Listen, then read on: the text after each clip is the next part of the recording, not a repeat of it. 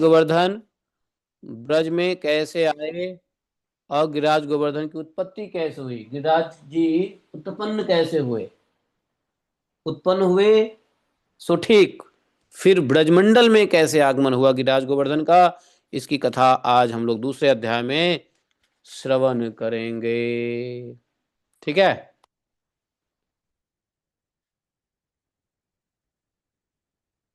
आज भी वैष्णव भोज रखा हुआ है। हाँ, आज अमावस्या में, आज मौनी अमावस्या है, तो मौनी अमावस्या के ऊपर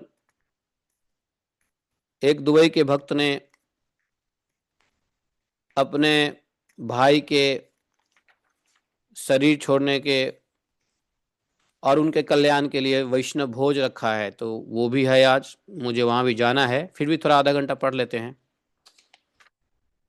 10 बजे से वहां पे शुरू होगा, लेकिन चलो आधा घंटा पढ़ेंगे। तो नंद बाबा ने प्रश्न किया है, किससे इस प्रश्न कर रहे हैं, नंद बाबा का संवाद किससे चल रहा है, सनंद बाबा से। सनंद बाबा ने ही बताया था ना, पृथ्वी और वाराह भगवान के बीच का संवाद, और ये जो प्रयागराज को अभिमान हो गया, तो भगवान ने कहा, अरे बेटा, ये मथुरा मंडल मेरा निज धाम है, अपना मेरा घर है, मैं अपने घर का थोड़ी ना तुमको मालिक बनाया हूं। उनका मान भंग हुआ है। ये सब बात सनंद बाबा ने कहा था। तो नंद बाबा ने पुनः सनंद बाबा से प्रश्न किया है, हे सनंद महाप्रज्ञ सर्वज्ञ असि बहुश्रुत ब्रजमंडल महात्म्यम बदस्ते मुखाश्रुतम।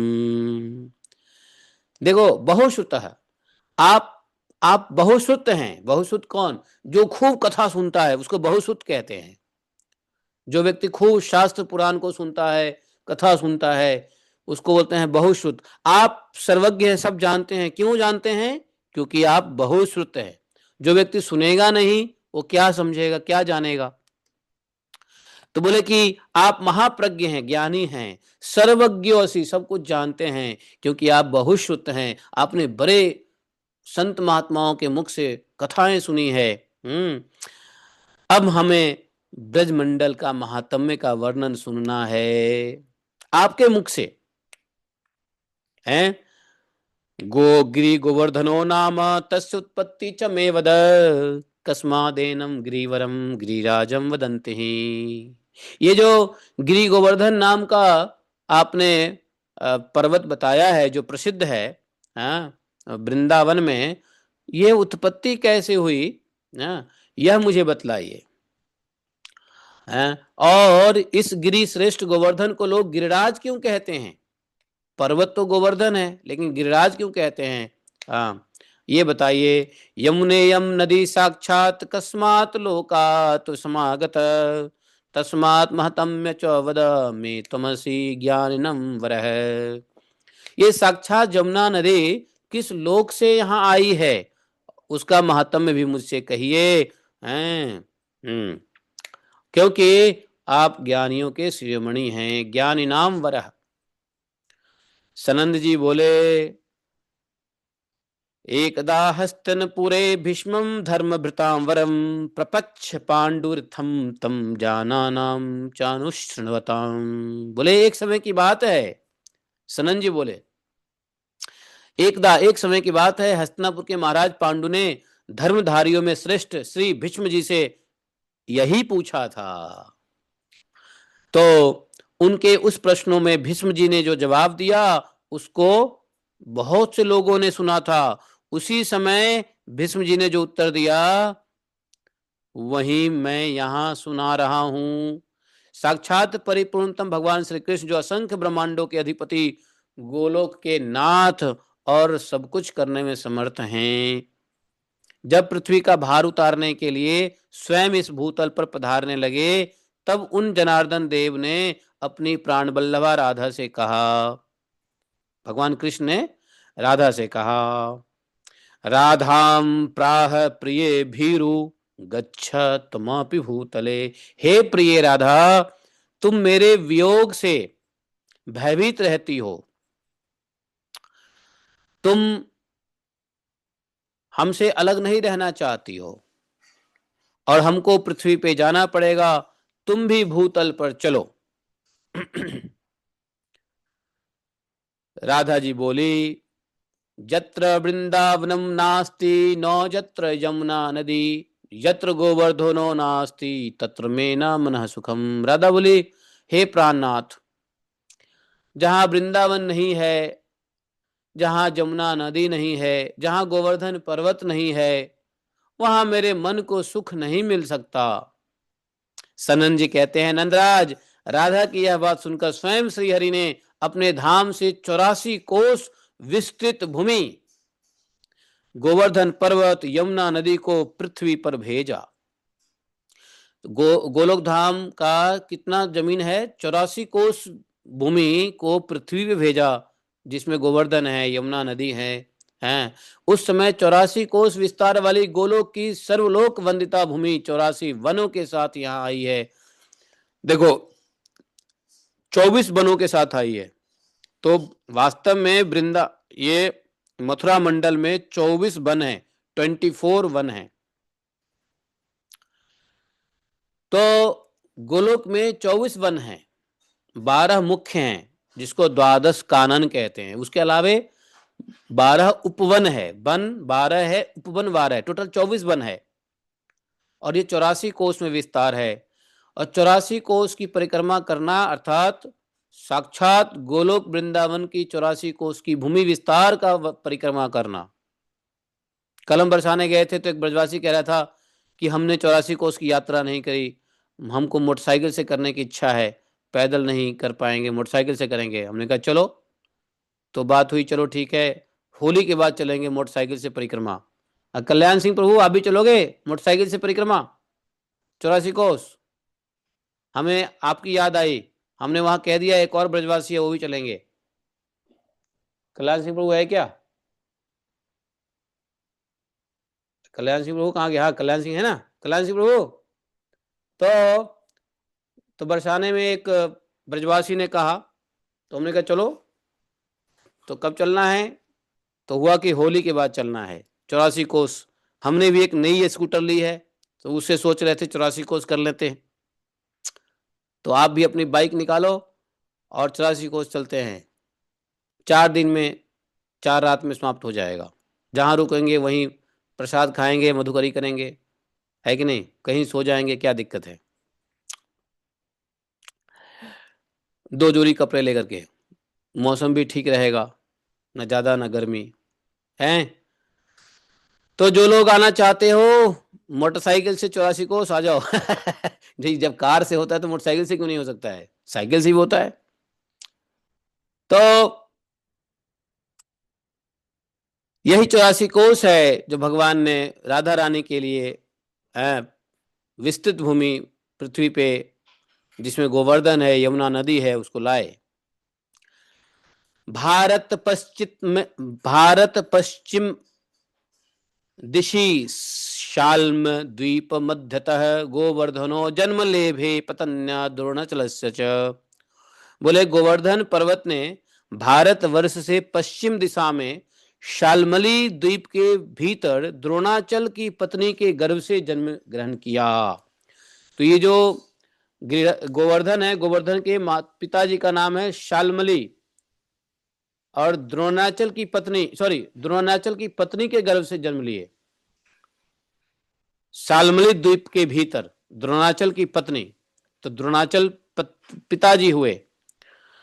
और देवताओं ने गोवर्धन के ऊपर फूल बरसाए। हिमालय, सुमेरु आदि पर्वतों ने वहां आकर प्रणाम किया गोवर्धन को। गोवर्धन की परिक्रमा की सभी पर्वतों ने, विधिवत पूजा किया, और पूजा के बाद उन महान पर्वतों की स्तुति प्रारंभ किया। पर्वतों ने गोवर्धन जी की क्या किया मालूम है? प्रार्थना किया। शैला उचुहु, पर्वत ने कहा, तम साक्षात कृष्ण चंद्रस्य परिपूर्णतमस्य च गोलोके गोगणैः युक्ते गोपी गोपाल संयुते तम ही गोवर्धनो नाम वृंदारण्यं विराजसे तत् नो गिरिणाम सर्वेशाम गिरिराजो असि सांप्रताम। नमो वृंदावनांकाय तुभ्यं गोलोक मौलिने पूर्ण ब्रह्मात पत्राय नमो गोवर्धनाय च।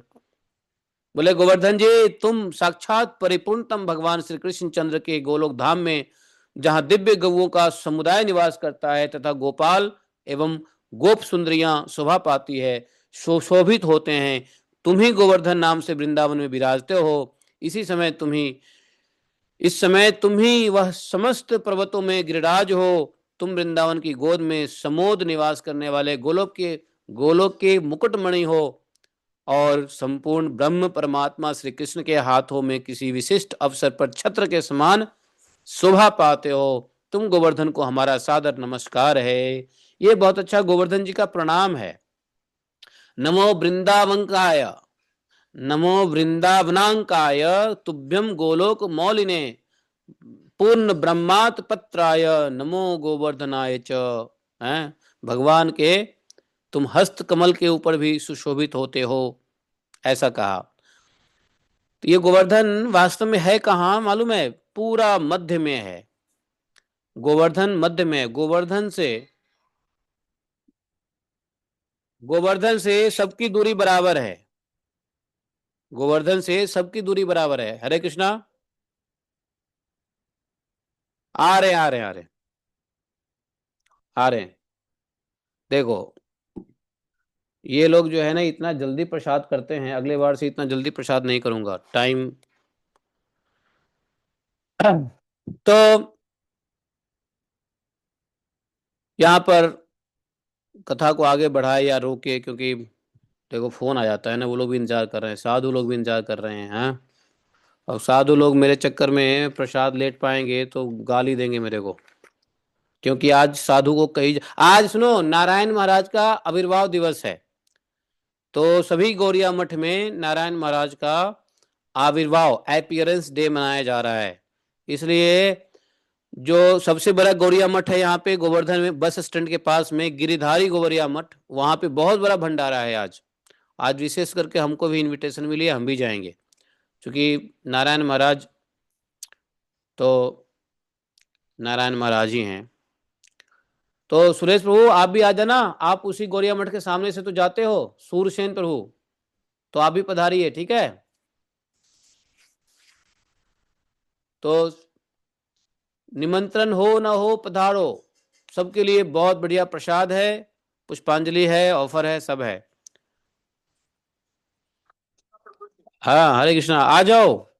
गिरधारी गौलिया मठ बस स्टैंड के पास में जो है, आप वहीं से तो जाते हो सीधा सीधा रोज। तो आ जाना, आ जाना। आज नारायण महाराज जी का बर्थडे है ना, अपीयरेंस डे। हाँ, व्यास पूजा है, बहुत अच्छा भंडारा है, बहुत बढ़िया भंडारा, और बहुत जबरदस्त कीर्तन होने वाला है। 11 से 1 बजे, 1 बजे भंडारा होगा, हम तो वहीं जाएंगे। तो इसलिए वैष्णव लोग पहले यहाँ प्रसाद पाएंगे, दक्षिणा लेंगे, फिर वहाँ जाएंगे, वहाँ खूब कीर्तन करेंगे, पेट खाली करेंगे, और फिर प्रसाद पाएंगे 1-2 बजे, हाँ 1 बजे। तो मेरे ख्याल से अब फोन आ गया तो ज़्यादा इंतजार नहीं कराना चाहिए, नहीं तो लोग कुपित हो जाते हैं, जल्दी नहीं आया, लेट हो जाएगा। तो देखिए गोवर्धन जी की प्रार्थना, वहीं आ जाओ, वहीं पे आ जाओ, सुभाषना प्रभु के घर पे आ जाओ। नहीं, वो वहां वहां आ जाओ, बस स्टैंड के पास में कोने पे है मंदिर। अरे बस स्टैंड के सा बस स्टैंड के सामने है गिरधारी गौड़िया मठ।